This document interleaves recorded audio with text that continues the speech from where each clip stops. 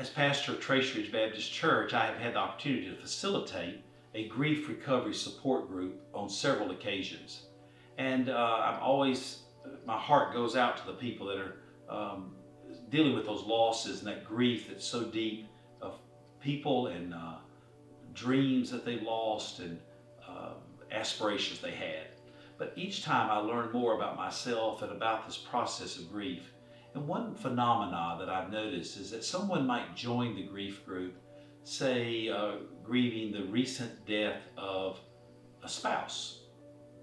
But then all of a sudden, while they're doing their grief work, they recount the loss of a beloved great aunt 20 years ago. And they begin to grieve over that aunt's loss. As I reflected on that, I learned that grief never goes away. It's always right under the surface of our lives. What changes is how we mourn. Sometimes the mourning is more intense, and for all of us, the mourning is different.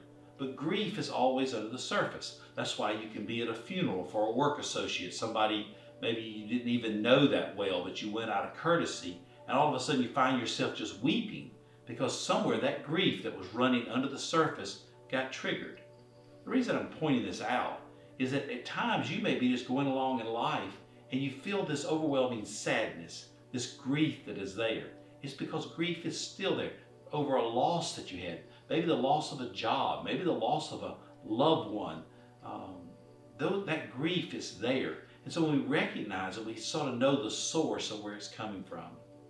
An elderly lady a few years ago had told me that when her young son was only 12 years old, he was struck and killed by a motorist while riding his bicycle. As I listened to her story, and at that point she was in her 80s, I asked her, how do you ever get over something like that, losing your son at such a young age? She said, for me, you never get over it. I think about him every day.